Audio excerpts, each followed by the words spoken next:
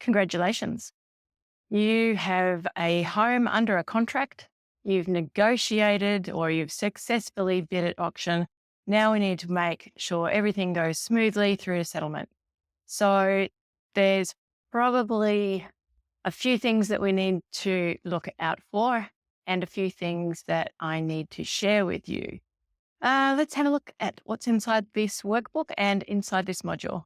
So once you've got to this point in my training, I'm expecting that my favorite quote that I have at the front of every workbook, some people have a clear vision of their goals, while others are on an exciting journey to buy the wrong place.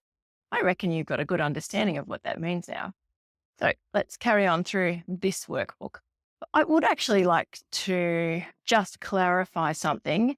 So on this page, I've never actually really talked about this cycle that's at the top above the process, where it's my clever home buyer cycle, which means that there are learning modules, which are all of these learning modules. You can, of course, have one-on-one coaching from a buyer's agent to take you through the process and hold your hand through it, which means you've got someone to call at any time during business hours to discuss your offer, to discuss how to prepare for auction, to talk about negotiations. And it's really handy to have a buyer's agent in your pocket when you're going through that. So that's me just explaining that. You can, of course, just do the online modules yourself, or you can sign up for the one-on-one coaching. So your conveyancers handle the legal aspects of your home purchase, and they prepare and review your contract. They conduct searches for you, especially, there are other searches. For example, I think we talked about this earlier. I know we did, in that you're concerned that the home has an illegal improvement, structure, or renovation. And so they're the best people to go to the council and conduct searches to make sure that the improvements have been certified. So your conveyancer is there to protect you. That's what they'll do. They'll protect you. That's their job.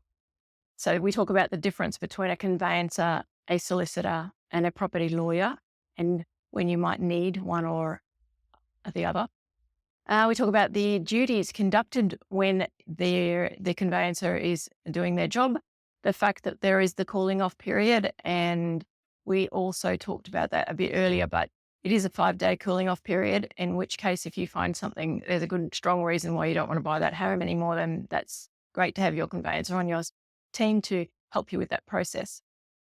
There are contractual obligations. There are deposits. Now, home insurance is interesting. You should definitely take out insurance on the home immediately after signing the contract.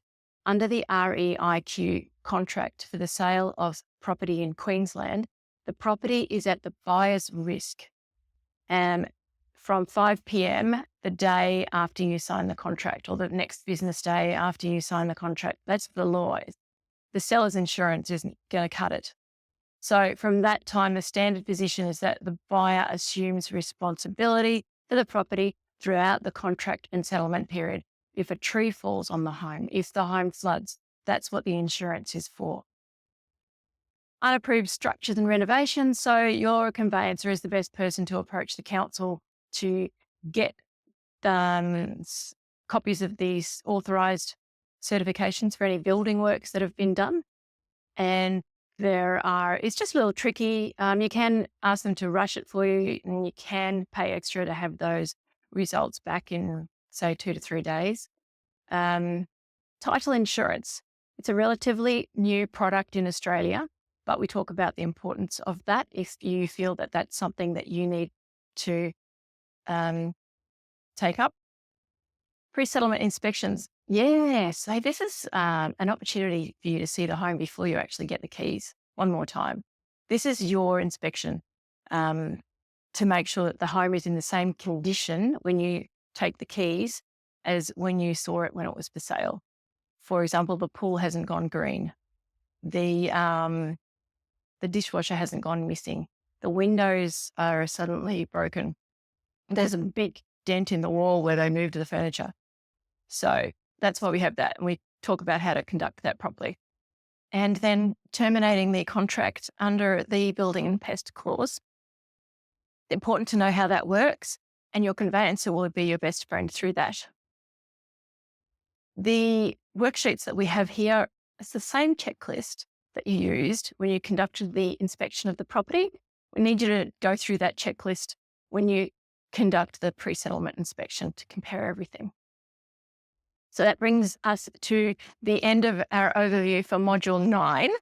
Congratulations on getting this far. Congratulations on the fact that you're settling your property, if that's why you're watching this module right now.